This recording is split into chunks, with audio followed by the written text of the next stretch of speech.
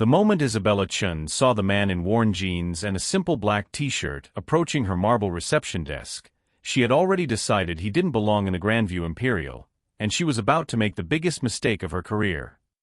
The morning sun cast golden streams through the floor-to-ceiling windows of the Grandview Imperial's lobby, illuminating marble floors that cost more than most people's homes. Isabella Chen adjusted her perfectly pressed blazer and surveyed her domain with quiet pride. 3 years as guest relations manager, and she had never received a single complaint. Every detail was her responsibility, every guest interaction a reflection of her competence. She watched the usual parade of morning check-ins, businessmen in tailored suits, socialites draped in designer labels, international travelers whose shoes alone could fund a college education. This was her world now, a far cry from the cramped apartment where she'd grown up, where her immigrant parents had worked double shifts to afford her business degree. "Good morning, Ms. Chun." Her assistant, James, appeared at her elbow with the day's VIP list. "The Hartwell wedding party arrives at noon, and we have the tech conference executives checking in around 2. Isabella nodded, scanning the names. Success had taught her to read people quickly, their clothes, their posture, their belonging. In a 5-star hotel, that skill meant everything. Meanwhile, across town, David Williams sat in his Tesla in the parking lot of a community center, staring at a photo on his phone. A little girl with pigtails beamed back at him, his daughter Zoe, taken just before the accident that had claimed both her and his wife 3 years ago. Today would have been her 8th birthday. He touched the simple chain around his neck, feeling the small butterfly charm that had once hung from Zoe's backpack. "Daddy, when I grow up, I want to help people like you do," she had said the last time they'd talked about his work. He'd built an empire of luxury hotels, but she had seen something more: the job training programs he quietly funded, the scholarships he provided, the second chances he believed everyone deserved. David looked down at his clothes: well-worn jeans, a black t-shirt, and scuffed sneakers. This wasn't his usual CEO attire, but grief had taught him that expensive suits couldn't fill the emptiness in his chest. Today he just needed to check on his flagship hotel, the Grandview Imperial, and remember what he was building it all for. The morning traffic was light as he drove toward downtown. His phone buzzed with messages from his assistant. "The board meeting moved to 3 p.m. Forbes wants to schedule the interview. Your mother called about Sunday dinner." The ordinary rhythm of a life that felt anything but ordinary since loss had redefined everything. Back at the Grandview, Isabella was handling a complaint from Mrs. Hartwell about the flower arrangements when she noticed him through the revolving door. The man moved with quiet confidence, but his appearance immediately triggered her professional alarm. Worn jeans, basic t-shirt, sneakers that had seen better days. He didn't belong here, and in her experience, people who didn't belong usually meant trouble. She watched him pause in the lobby, looking around with an expression she couldn't quite read. Not lost, more like measuring, evaluating. Her instincts sharpened. Possible scammer? Someone looking for wealthy targets? She'd seen it before. "James," she murmured to her assistant, "keep an eye on the gentleman by the fountain. Something doesn't feel right." David stood in the center of his lobby, remembering the day they'd first opened these doors. He and his late wife had stood right here, her hand in his, dreaming about the sanctuary they were creating.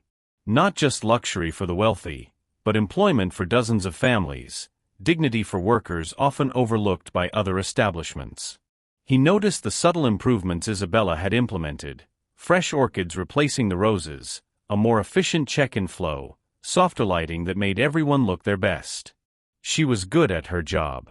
He'd read her reports, seen her innovations, but he'd never met her in person.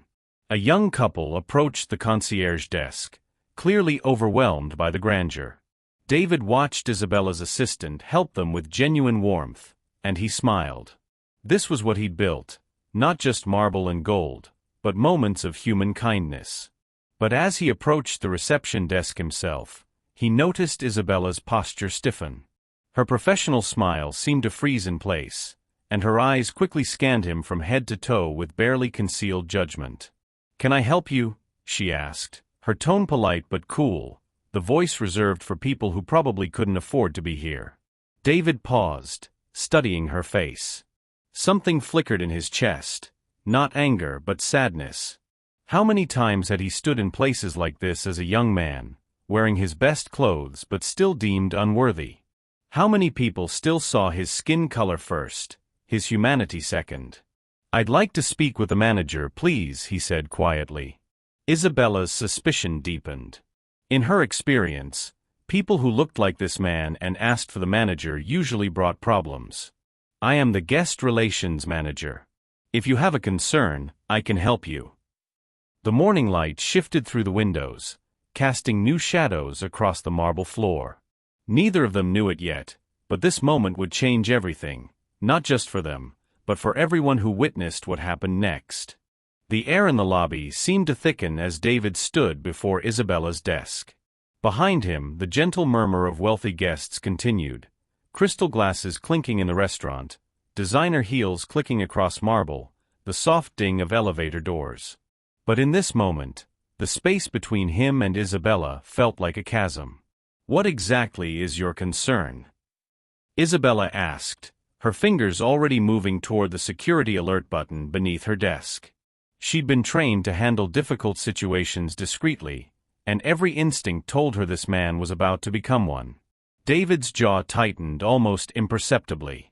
He could feel the weight of assumptions pressing down on him, assumptions he'd faced his entire life, from childhood in Detroit's poorest neighborhoods to boardrooms where he was often the only black face in the room.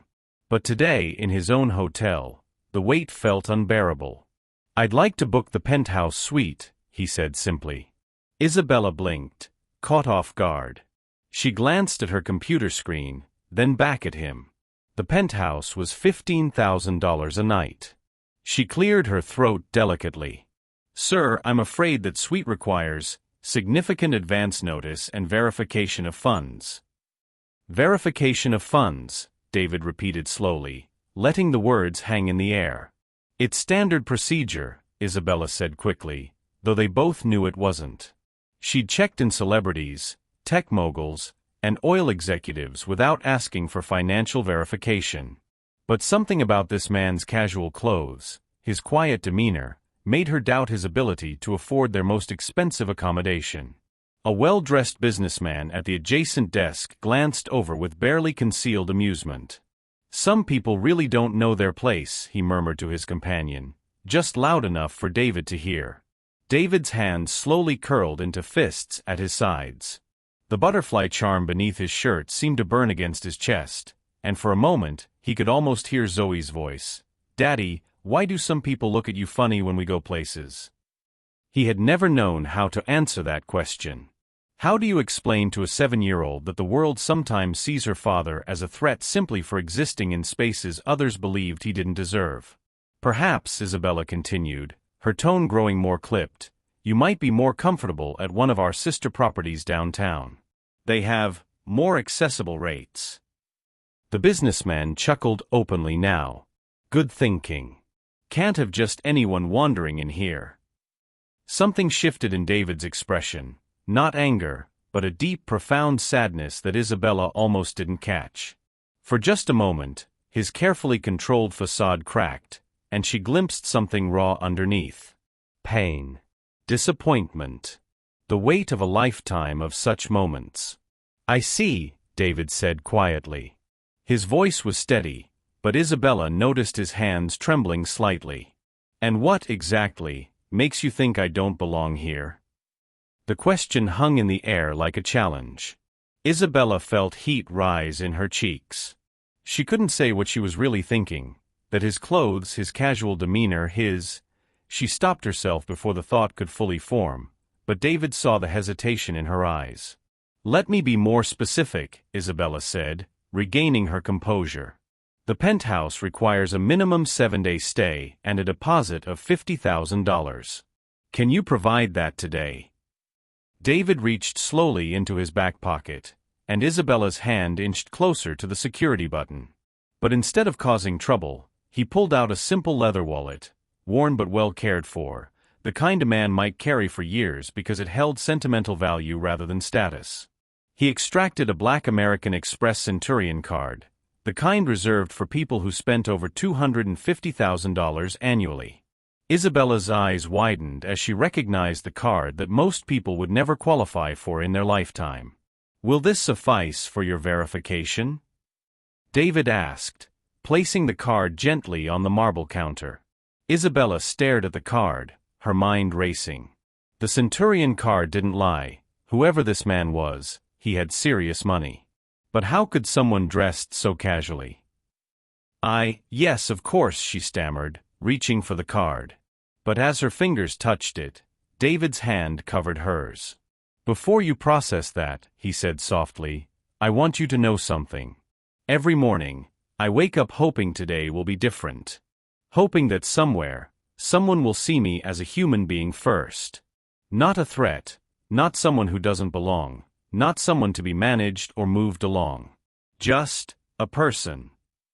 His eyes met hers directly for the first time, and Isabella felt something twist in her stomach. There was no anger in his gaze, only profound sadness and a kind of dignity that made her feel very small. "Today, like every day, I was wrong." He lifted his hand from hers, but left the card on the counter. "Keep it," he said. "I think I'll find somewhere else to stay. Somewhere I'm welcome." As he turned to leave, Isabella's world tilted. The businessman who had been making comments suddenly looked embarrassed. Other guests were staring now, having overheard the exchange. James, her assistant, was looking at her with an expression she couldn't quite read. "Wait," she called out, but David was already walking toward the revolving door. "Sir, please wait." But he didn't stop. The door swept him out into the morning sunlight, leaving behind only the scent of his cologne and a room full of people who had just witnessed something that would haunt Isabella's dreams. She looked down at the black card still lying on her counter, a card that represented wealth beyond most people's comprehension, left behind by a man she had dismissed without knowing his story. For the first time in her 3 years at the Grandview Imperial, Isabella Chen realized she might have made a mistake that would cost more than just her job.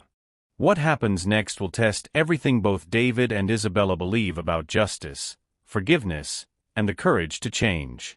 But first, David must decide whether to let this moment break him, or transform him. David sat in his Tesla outside the Grandview Imperial for 20 minutes, his hands gripping the steering wheel until his knuckles turned white. Through the windshield, he could see the hotel's elegant facade. His hotel, the dream he'd built from nothing, the legacy he'd hoped to leave for a daughter who would never see it completed. His phone buzzed incessantly. Text after text from his assistant Miranda. "The Forbes interview is confirmed for 2 p.m. Board meeting agenda attached. Your mother says don't forget Sunday dinner involves the new neighbor she wants you to meet." He almost laughed at that last one. His mother, bless her heart, still believed the cure for grief was finding someone new to love. She didn't understand that some losses carved holes too deep for anyone else to fill. Another buzz. This time it was his head of security, Marcus. "Boss, got a weird call from the Grandview front desk. Something about verifying your identity? Everything okay?" David stared at the message. Even his own security team was being contacted because Isabella couldn't believe he belonged in his own building. The irony was suffocating. He typed back, "Handle it." "And Marcus? I want a full review of our guest services protocols. Seems we have some training gaps." But even as he sent the message, something inside him rebelled against taking action. What was the point? He'd fire Isabella, hire someone new, and nothing would really change. Tomorrow, there would be another hotel, another assumption, another moment of being seen as less than human. His finger hovered over Miranda's number. One phone call and Isabella Chen's career would be over. Justice served. Problem solved. Instead, he found himself dialing his therapist. "Dr. Williams," came the familiar voice of Dr. Sarah Okafor. "This is unexpected. Aren't you supposed to be in meetings all day?" "I need to talk," David said, his voice rougher than intended. "Something happened." Meanwhile, inside the Grandview, Isabella was experiencing her own form of hell. The Black American Express card sat on her desk like an accusation. She'd looked it up. Fewer than 17,000 people worldwide qualified for the Centurion card. The spending requirements alone were more than she made in 3 years. Ms. Chun. James appeared at her elbow, looking concerned. The gentleman who left. I ran his card information through our system. Isabella's stomach dropped. And the card is registered to David K. Williams. And ma'am. James paused, his face pale. I think you should see this. He handed her a tablet showing the hotel's corporate structure. At the very top of the organizational chart was a familiar name, David K. Williams, Chairman and CEO, Williams Hospitality Group. The tablet slipped from Isabella's hands, clattering onto the marble floor. No, she whispered. That's impossible. But even as she denied it, pieces began clicking into place. The way he'd looked around the lobby, not lost, but evaluating. The confidence in his posture despite his casual clothes. The sadness in his eyes when she'd suggested he try a more accessible property. She had just dismissed, insulted, and humiliated her own boss. James, she said, her voice barely above a whisper, I need you to pull up everything we have on Mr. Williams. Everything. As James hurried away, Isabella sank into her chair. The businessman who had made those cruel comments was still in the lobby, now chatting casually with friends as if nothing had happened. Other guests moved through their morning routines, unaware that they had just witnessed a moment that would define Isabella's career, and possibly end it. Her hands shook as she opened her laptop and typed David Williams CEO into the search bar. The results made her feel sick. Forbes, From Foster Care to Fortune, How David Williams Built a Hotel Empire. Businessweek, The Quiet Revolutionary, David Williams' Approach to Hospitality. Fortune, Williams Hospitality Group, Where Luxury Meets Heart. Each article painted the same picture. A man who had grown up in Detroit's foster care system, worked his way through college, and built one of the most successful luxury hotel chains in the country. But more than that, a man known for his humility, his commitment to worker dignity, and his belief that luxury hospitality should elevate everyone it touched. One quote from a recent interview made her chest tighten. I've never forgotten what it feels like to be dismissed, to be seen as less than worthy. That's why every Williams property trains staff to see the person first, not their packaging. Everyone deserves to feel welcomed. Isabella's training. Her protocols. Her instinct to judge first and verify later. Everything she thought made her good at her job was exactly what her boss had built his company to eliminate. Her phone rang. The caller ID made her blood freeze. Williams' corporate office. Ms. Chen? This is Miranda Rodriguez, Mr. Williams' executive assistant. I understand there was some kind of incident at your property this morning. Isabella's mouth went dry. Yes, there was a misunderstanding. A misunderstanding. Miranda's tone was professionally neutral, but Isabella could hear the steel underneath. Mr. Williams left his corporate card at your front desk? Yes, ma'am. I see. And you questioned his ability to afford our penthouse suite. Each word felt like a physical blow. Ma'am, I didn't know.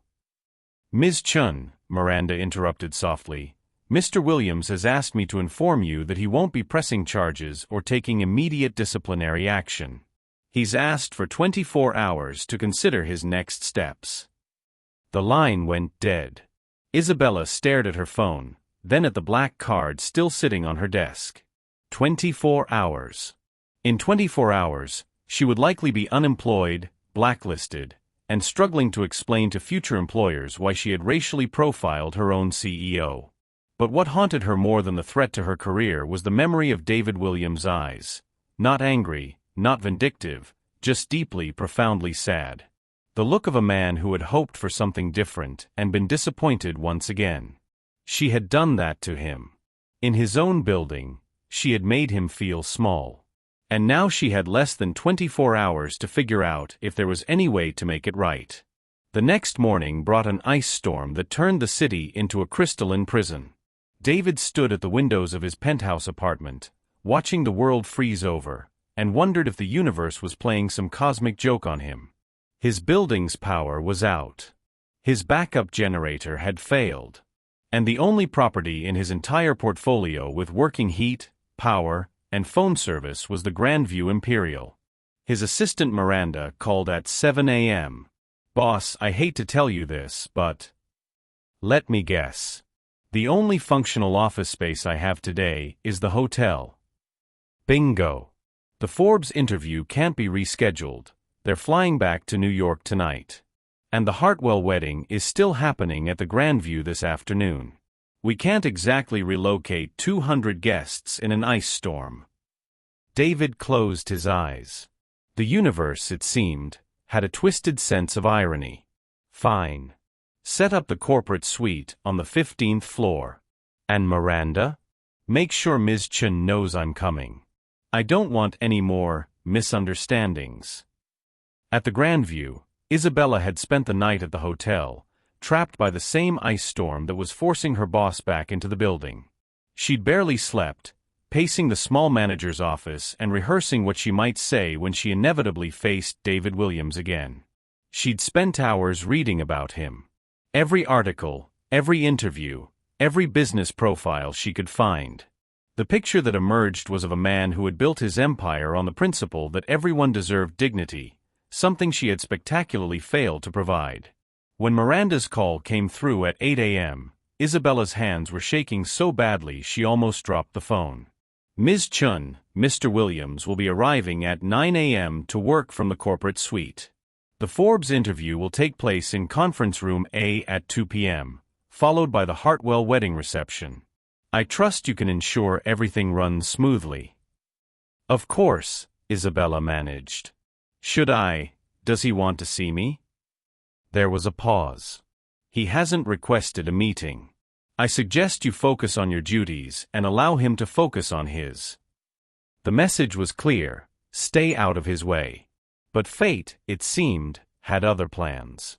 At 9:15 a.m., Isabella was in the elevator heading to the 15th floor to personally ensure the corporate suite was perfect when the power flickered and died.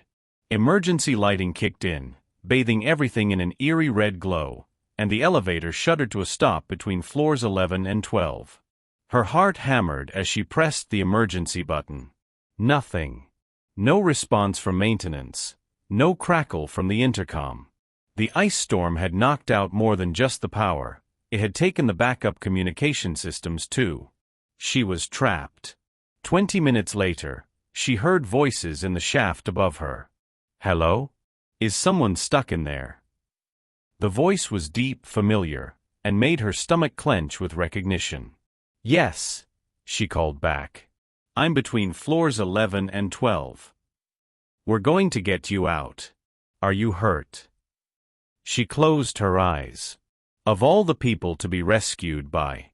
"No, I'm fine. Just stuck." "Okay, sit tight. The emergency crews can't get through because of the ice, but we're going to manually open the doors on 12 and get you up here." 45 minutes of the most awkward rescue in history followed. David, along with 2 maintenance workers, managed to pry open the elevator doors on the 12th floor and help Isabella climb up and out of the elevator car. When she emerged, disheveled and embarrassed, David was the first person she saw. He was wearing dark jeans and a charcoal sweater, still casual, but she could see now what she had missed yesterday.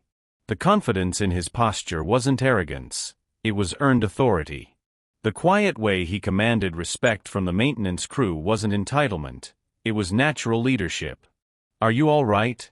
he asked, his voice professionally concerned but distant. "Yes, thank you." She brushed dust off her blazer, acutely aware that she probably looked terrible. I wanted to make sure the corporate suite was ready for you." Something flickered across his face. Surprise, maybe. "You didn't have to do that personally." "Yes, I did," she said quietly. "I did have to." Their eyes met for a moment, and Isabella saw something she hadn't expected: curiosity. Not anger, not dismissal, but genuine interest in why she thought she had to personally prepare his space. The moment stretched between them, filled with everything they hadn't said yesterday and everything they couldn't say now. "Mr. Williams," one of the maintenance workers interrupted, "we've got the backup generator running, but it's only powering essential systems. Heat, lights, and elevators. Everything else is still down." David nodded. "How long until full power?" "Could be hours. Could be days. The ice is pretty bad out there." Isabella watched David process this information, saw him mentally reorganizing his day, his priorities, his expectations.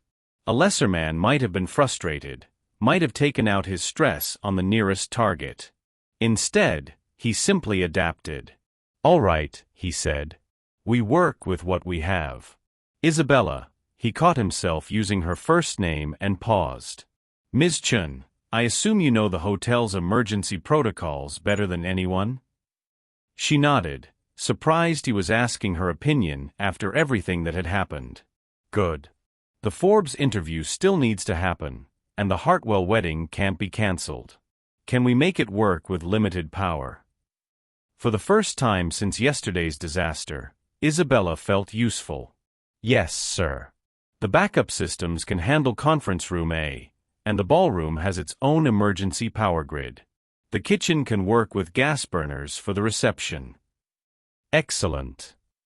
He turned to leave, then paused. "And Ms. Chen?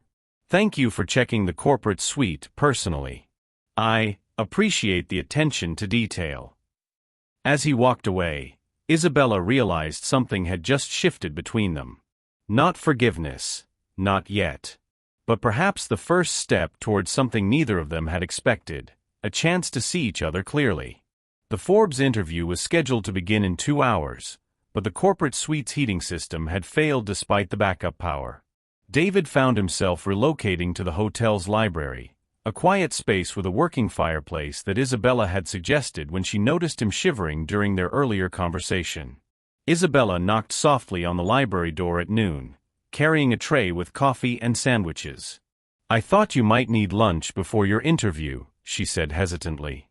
David looked up from his laptop, surprised. "That's very thoughtful, but you don't need to." "Please," she interrupted quietly. "Let me do this." Something in her tone made him gesture to the chair across from his makeshift desk. As she set down the tray, her hands trembling slightly, David noticed a small silver bracelet on her wrist, simple, elegant, with a tiny butterfly charm. His breath caught. "That bracelet," he said softly.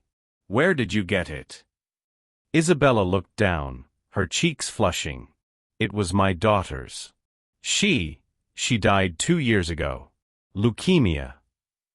Her voice was barely above a whisper. "I wear it to remember her." The room fell silent except for the crackling fire. David's hand moved unconsciously to his chest, where Zoe's butterfly charm rested beneath his sweater. "A butterfly," he said, his voice rough with emotion. "She said butterflies were proof that beautiful things could come from dark places. That even when something seemed to end, it could become something better." Isabella's eyes filled with tears. "I've been trying to believe that for 2 years now." David was quiet for a long moment, wrestling with emotions he'd kept buried. Finally, he reached into his shirt and pulled out his own chain, revealing Zoe's butterfly charm. Isabella's eyes widened. "You have one too." "My daughter. She died 3 years ago in a car accident. She was 7. David's voice cracked slightly. "Her name was Zoe. She loved butterflies too." The connection hit them both like lightning. 2 broken parents, 2 lost children, 2 butterfly charms carrying the same desperate hope for transformation from tragedy. "I'm so sorry," Isabella whispered, tears streaming down her cheeks. "I can't imagine, after losing your child, for me to treat you the way I did yesterday." "You didn't know," David said softly, but his own eyes were bright with unshed tears. That's exactly the point, Isabella said, her voice gaining strength through her emotion. I didn't know anything about you, but I judged you anyway. I saw your clothes, your skin color, and I decided who you were and what you deserved. She took a shaky breath. I became everything I hate about this world. David studied her face, seeing raw honesty there. Tell me about your daughter. Lily. She was 5 when she died. Isabella's voice grew tender. She would have loved this hotel. She loved fancy things, not because of money, but because she thought beautiful spaces made people happy. She used to say that pretty places helped people remember how to smile. Zoe said something similar. She wanted to help people like I do, but she thought I did it through the hotels. She didn't understand the business side. She just knew that we created places where people could feel special. Isabella looked around the elegant library with new understanding. You built all this for her. I built it because of her. After she died, I realized she saw something in my work that I'd lost sight of. She saw the kindness, the dignity, the way hospitality can heal people. David's voice grew heavy. Yesterday, when you treated me like someone who didn't belong, it wasn't just about race or class. It felt like a betrayal of everything she believed about what I was building. The weight of her actions settled over Isabella like a suffocating blanket. I destroyed that. In 30 seconds, I destroyed what you spent years building. No, David said firmly. One employee's mistake doesn't destroy anything. But it did reveal that somewhere along the way, my training programs failed. My hiring processes failed. My leadership failed. Isabella shook her head vigorously. This isn't your fault. Isn't it? I built a company culture that was supposed to prevent exactly what happened yesterday. The fact that you felt comfortable judging a guest based on appearance means I failed to create the environment I thought I had. They sat in silence for a moment, the fire casting dancing shadows on the walls. Finally, Isabella spoke. Can I tell you something? Yesterday, when you walked away, the look in your eyes reminded me of something. She paused, gathering courage. When Lily was in the hospital, she loved it when the nurses would smile at her, talk to her like she was a normal kid instead of a sick patient. But some looked at her like she was already gone. Like she wasn't worth their time because she was dying anyway. David's chest tightened. The look in your eyes yesterday, it was the same look Lily had when those nurses dismissed her. Like you were used to being seen as less than human. Isabella's voice broke. I gave you the same look those nurses gave my daughter. I made you feel the way they made her feel. The confession hung between them like a bridge neither had expected to build. David felt something shift in his chest. Not forgiveness, not yet, but understanding. They were both broken people who had lost the most precious things in their lives. They both carried guilt, grief, and the desperate hope that their children's deaths meant something. Isabella, David said quietly, using her first name for the second time. I think we both have some healing to do. She looked up at him, hope and fear warring in her expression. Is that possible? After what I did? My daughter used to say that butterflies prove beautiful things can come from dark places, David said softly. Maybe she was on to something. Sometimes our deepest wounds can become bridges to understanding others. How do you think shared grief can transform two people who started as adversaries? Share your thoughts on whether pain can become a source of connection rather than division. The Forbes interview had gone better than David expected, despite the power limitations. Sitting by the fireplace in the library, he'd found himself speaking more openly about his philosophy of hospitality than he had in years. The journalist had seemed genuinely moved when David explained that luxury wasn't about exclusion, it was about making every person feel worthy of beauty. Now, as late afternoon shadows stretched across the hotel, David found himself reluctant to leave the library. Isabella had returned after the interview with fresh coffee and homemade cookies that the kitchen staff had managed to prepare using the gas ovens. The wedding starts in 2 hours, she said, settling into the chair across from him. Everything is ready despite the power situation. The ballroom looks magical with just the emergency lighting and candles. You've done incredible work today, David said, meaning it. Most people would have panicked with all these complications.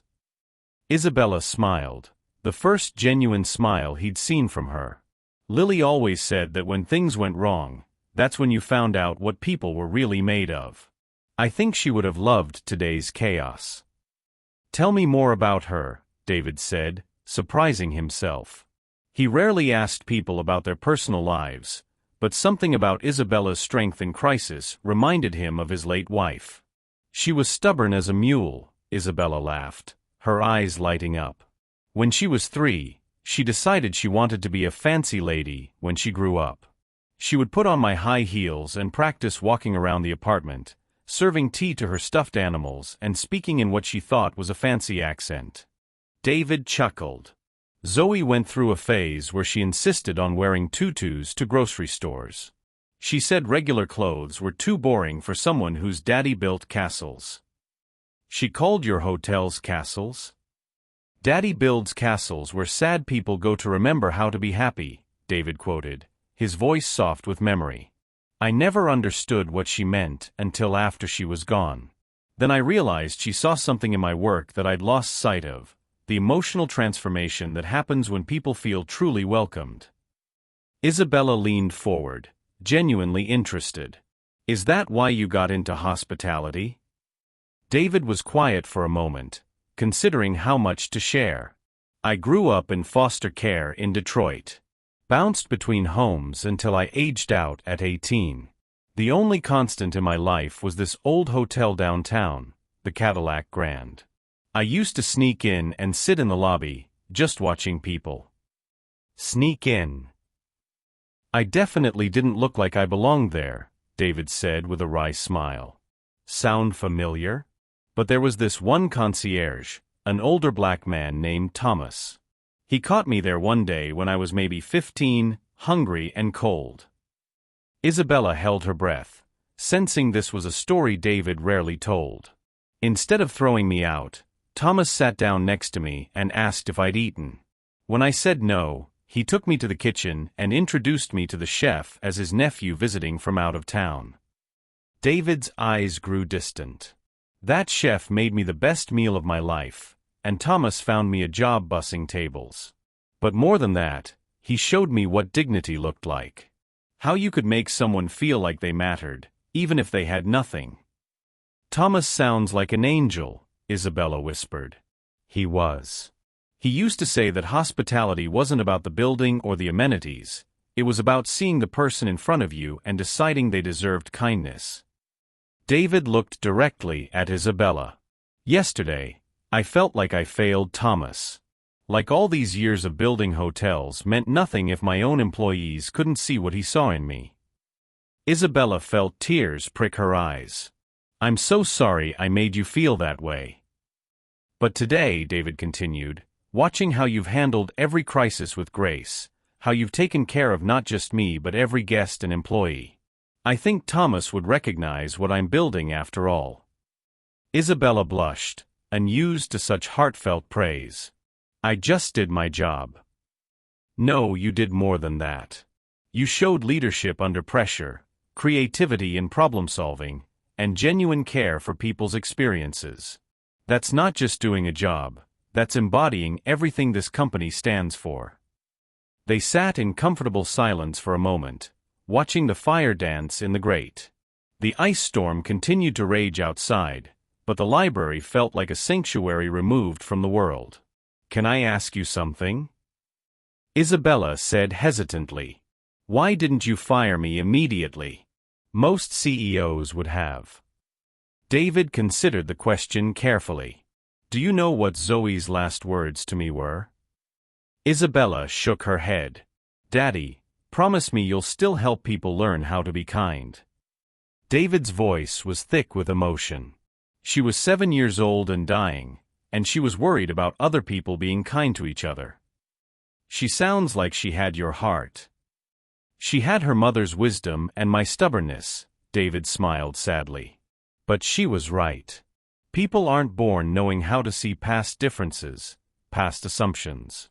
We have to learn. And sometimes learning requires experiencing the consequences of our mistakes. Isabella absorbed this. So yesterday was a teaching moment? Yesterday was painful for both of us. But today I see someone who's willing to examine her assumptions, to sit with discomfort, to do better. That's rare, Isabella. That's valuable. I don't feel valuable. I feel like I let everyone down, you, the hotel, myself. David leaned forward, his expression serious. My wife used to say that shame keeps us stuck, but guilt can motivate us to grow. The question is, what are you going to do with this experience? Isabella met his eyes, and for the first time since the disaster began, she felt something like hope stirring in her chest. I want to learn. I want to be someone who would make both our daughters proud.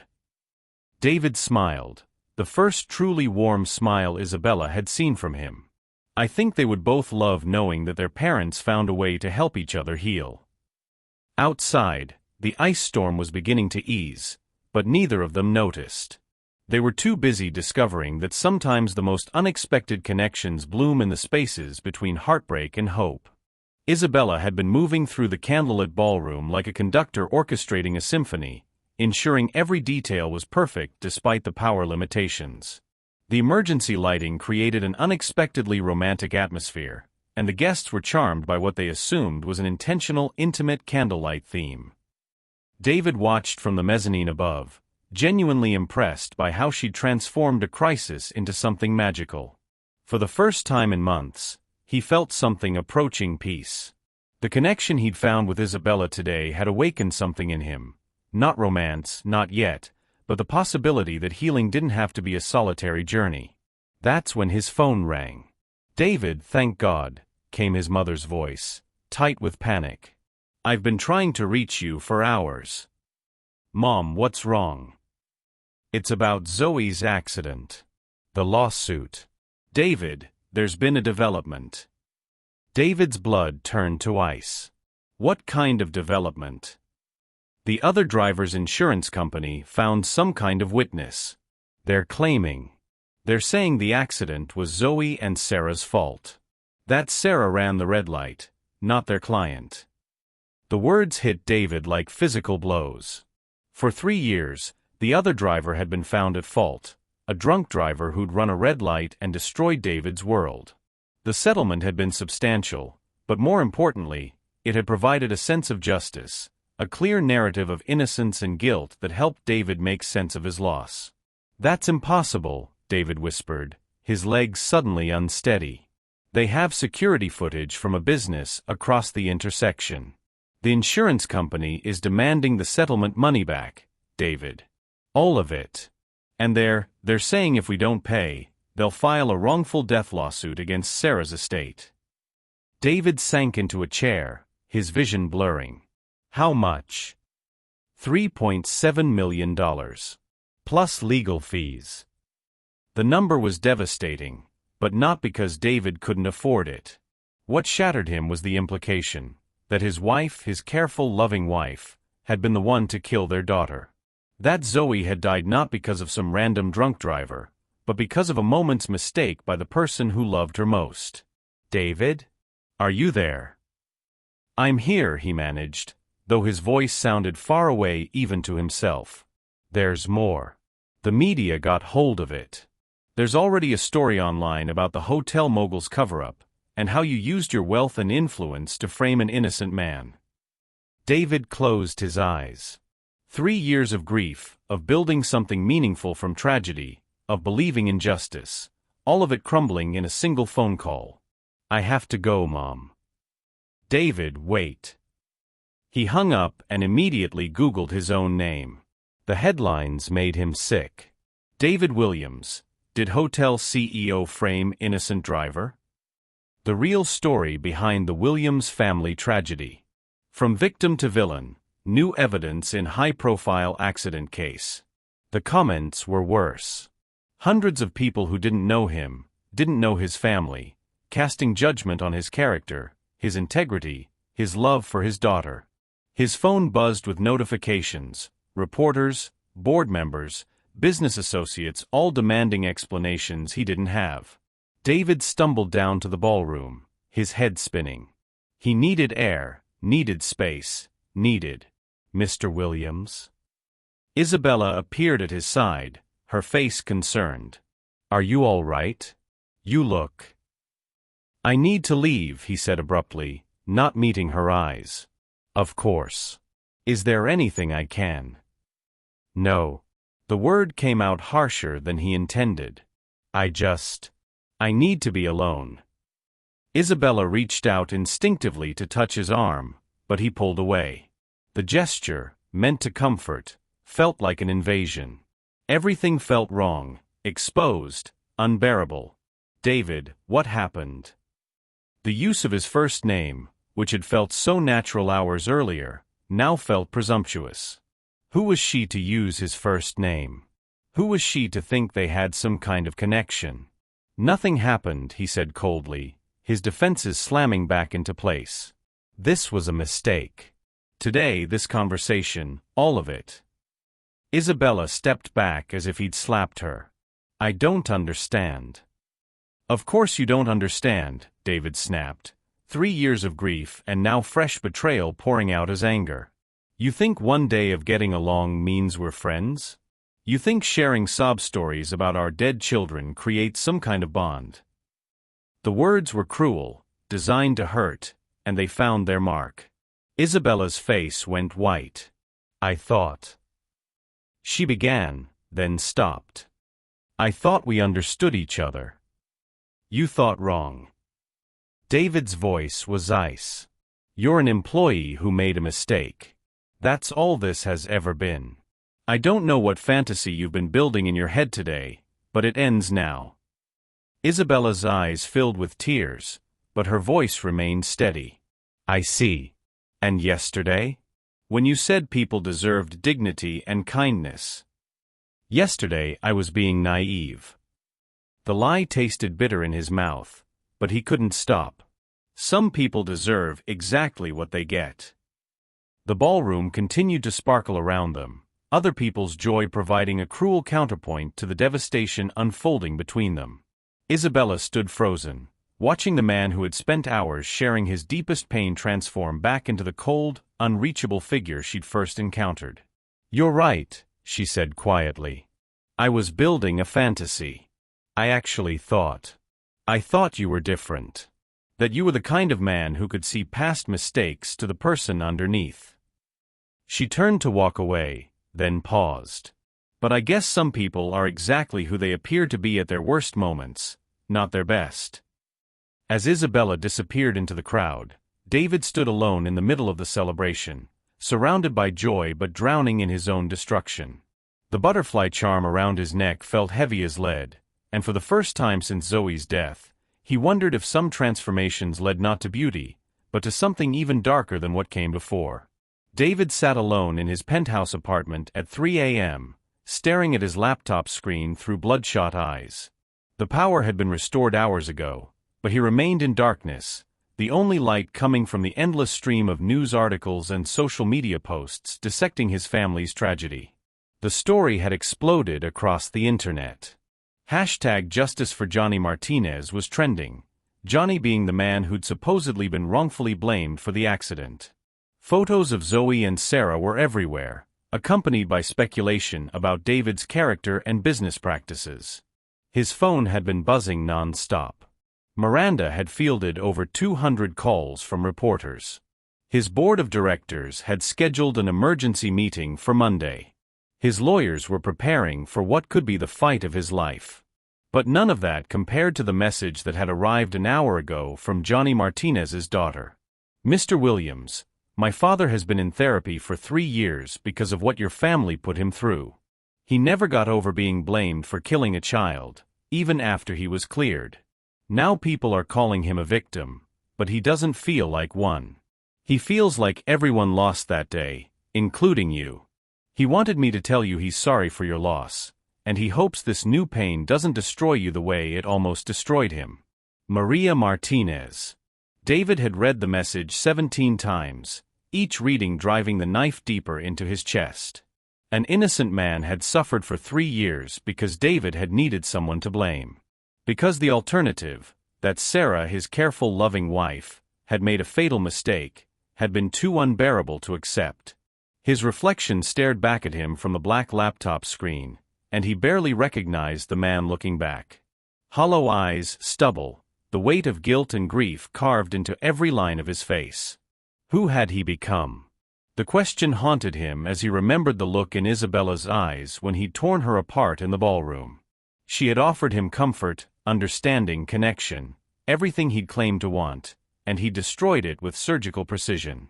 Some people are exactly who they appear to be at their worst moments, not their best, she had said. Was that who he really was? The man who had racially profiled and dismissed her on sight? The man who had taken 3 years of pain and weaponized it against someone who was trying to help? His phone buzzed. A text from his mother. David, I know you're hurting. But don't let this pain make you someone Zoe wouldn't recognize. She loved your heart most of all. David's chest cracked open at the words. Zoe had loved his heart. She'd seen something in him that he'd lost sight of completely, the ability to help people learn how to be kind. He walked to his bedroom and opened the jewelry box on his nightstand, pulling out the small butterfly charm. It caught the light from the hallway, casting tiny rainbows on the wall. Daddy, butterflies are proof that beautiful things can come from dark places, Zoe had said. Even when something looks like it's ending, it can turn into something better. But what if the ending was deserved? What if he was exactly the man Isabella thought he was in that ballroom? Someone who destroyed good things when his own pain became unbearable. His laptop chimed with a new email. The sender made his heart stop. Isabella.chun@grandviewimperial.com. Subject: My resignation. Mr. Williams. Please accept my formal resignation from the Grandview Imperial, effective immediately. After yesterday's events, I believe it's best for both the hotel and your company if I pursue opportunities elsewhere. I want you to know that despite how everything ended, I don't regret our conversation in the library. For a few hours, I saw the man your daughter believed you to be, someone who builds places where people can remember how to be kind. I'm sorry that your pain is so deep that it made that man feel like a lie to you. I hope someday you find your way back to him. For Zoe's sake, and for your own. I've left the Black American Express card in the hotel safe. The combination is 0705, Lily's birthday. I thought you should know that even in my worst moment, my daughter was still teaching me about grace. Isabella. David stared at the email until the words blurred. She was leaving. The one person who had seen both his worst and his best and somehow found a way to forgive both was walking away. And it was entirely his fault. He looked at the butterfly charm again, then at his phone. He could call her. Apologize. Explain about the lawsuit, the guilt, the way his world had imploded in that phone call. But what right did he have to ask for forgiveness? He'd used her deepest vulnerability, the loss of her child, as a weapon against her. He'd taken her hope and shattered it deliberately, cruelly. Some damage couldn't be undone. But as he sat there in the darkness, David realized the real question wasn't whether Isabella would forgive him. The question was whether he could forgive himself enough to become the man Zoe had believed him to be. At 4 a.m., David made a choice. He picked up his phone and dialed a number he'd found in the news articles. Hello? Came a sleepy, confused voice. Is this Maria Martinez? Yes. Who is this? This is David Williams. I know it's late, and I know you have every reason to hang up on me. But I need to speak with your father. Not through lawyers, not through the media. I need to tell him I'm sorry. There was a long pause. Then, he's been waiting for that call for 3 years, Mr. Williams. Hold on. As David waited for Johnny Martinez to come to the phone, he looked once more at Zoe's butterfly charm. Maybe some transformations required you to die to who you thought you were before you could become who you were meant to be. Maybe it was time to find out what kind of man could rise from the ashes of his own destruction. 3 weeks later, David stood in the lobby of the Grandview Imperial at 6 a.m., waiting. The morning light streamed through the floor-to-ceiling windows, casting the same golden patterns he'd admired the day this all began. But everything else had changed. The conversation with Johnny Martinez had lasted 4 hours. Two broken men, connected by tragedy, had found their way to something resembling peace. Johnny had wept when David apologized. David had wept when Johnny forgave him. The lawsuit was dropped, not because of lawyers or money, but because both men realized they'd been carrying each other's pain unnecessarily. The media storm had been brutal but brief. David's public apology, his announcement of a foundation in both Zoe's and the Martinez family's names to support victims of traffic accidents, and his complete transparency about the settlement had eventually shifted the narrative. Not completely, there would always be those who doubted his motives, but enough that he could sleep at night. The board meeting had been tense, but David's honesty about his mistakes and his concrete plans for moving forward had ultimately strengthened their confidence in his leadership. Williams' Hospitality Group was implementing new protocols, new training, new commitments to dignity and inclusion. But none of those changes mattered as much as the one he was waiting to make this morning. At 6:15, Isabella walked through the revolving doors. She looked different, lighter somehow, despite the obvious nervousness in her posture. She'd cut her hair shorter, and she was wearing a simple blue dress instead of her usual blazer. The butterfly bracelet still graced her wrist. "Thank you for coming," David said as she approached. His voice was quieter than she remembered, gentler. "Your message was persistent," Isabella said, managing a small smile. 17 voicemails in 3 days. That might be a record. "I'm sorry about that. I wasn't sure you'd answer if I called directly." They stood in the middle of the lobby where everything had begun, the space between them heavy with memory and possibility. "You look good," David said, then caught himself. "I mean, you look peaceful." "I've been seeing a therapist," Isabella admitted. "Turns out losing Lily wasn't the only trauma I'd been carrying around. Dr. Morrison helped me understand that my need to control everything, to judge people quickly, to protect myself from disappointment. It all started long before I worked here." David nodded. "I've been seeing someone too. Dr. Okafor. She's been helping me understand the difference between grief and guilt, and why I've been punishing myself for surviving when my family didn't." "Is that what you were doing?" "That night in the ballroom." "I was drowning," David said honestly. "I'd spent 3 years building my identity around being the wronged party, the grieving father seeking justice. When that was taken away, when I realized I might have been wrong about everything, I panicked. I lashed out at the safest target." Isabella's expression softened. "I wasn't safe, David. I was the person trying to help you." "I know. And that makes what I did unforgivable." "Maybe," Isabella said quietly. "But not unredeemable." They walked toward the library, their footsteps echoing in the empty corridors.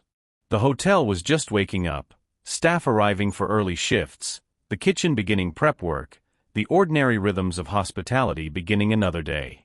"I read about the foundation," Isabella said as they settled into the same chairs by the fireplace.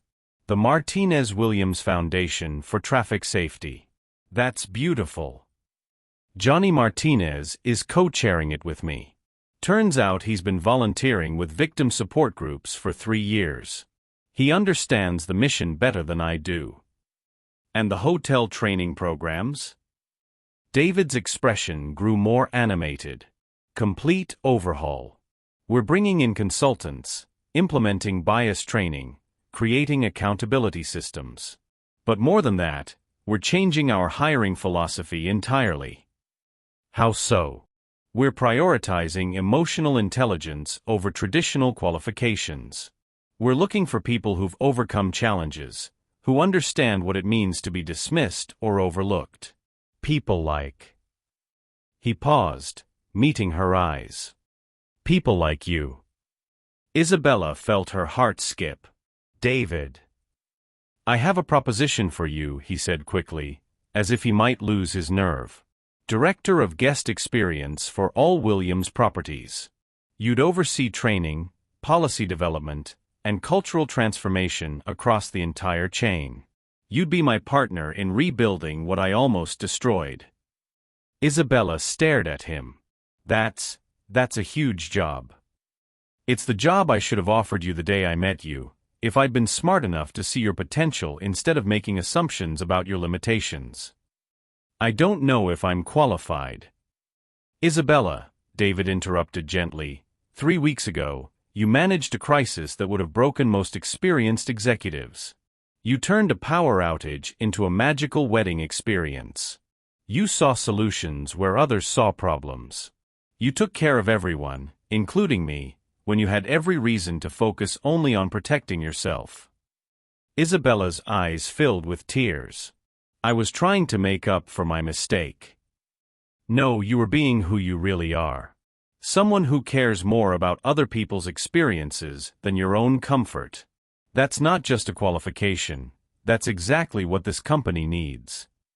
They sat quietly for a moment, the morning sun streaming through the library windows, illuminating the space where they'd first found connection through shared grief. There's one more thing, David said, his voice softer now. The job would require extensive travel, working closely together, building something new. I need to know, after everything that's happened, everything I put you through, could you trust me again? Isabella considered the question carefully. She studied his face, seeing the changes 3 weeks had wrought. The hardness was gone, replaced by something more vulnerable but somehow stronger.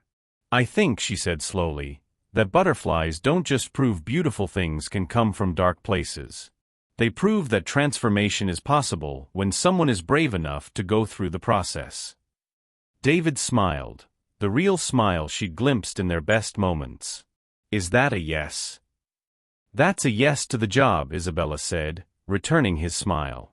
And maybe it's a yes to finding out what else might be possible when two people choose grace over grievance. 6 months later, the Williams Martinez Foundation hosted its first annual gala at the Grandview Imperial. David and Isabella stood together in the ballroom where everything had almost ended, watching hundreds of people celebrate second chances and new beginnings. Daddy would be proud, Isabella whispered, touching her butterfly bracelet. Both our daughters would be, David replied, his hand briefly covering hers. They'd love knowing that their parents found a way to help each other heal. As the evening wound down, David found himself thinking about transformations. How some caterpillars had to completely dissolve before they could become butterflies. How some people had to break completely before they could rebuild into something stronger. He looked at Isabella, radiant in her success as the Foundation's co-director, beloved by staff who saw her as living proof that people could change, grow, and become better than their worst moments. And he realized that sometimes the most beautiful love stories weren't about finding someone perfect. They were about finding someone willing to transform alongside you, one choice at a time, until two broken people became something neither could have achieved alone. Love often grows in the most unexpected places, between former adversaries, through shared pain, in moments of grace over grievance. What do you think makes some connection strong enough to survive even our worst mistakes? Share your thoughts on how two people can find love at last, even after they've hurt each other.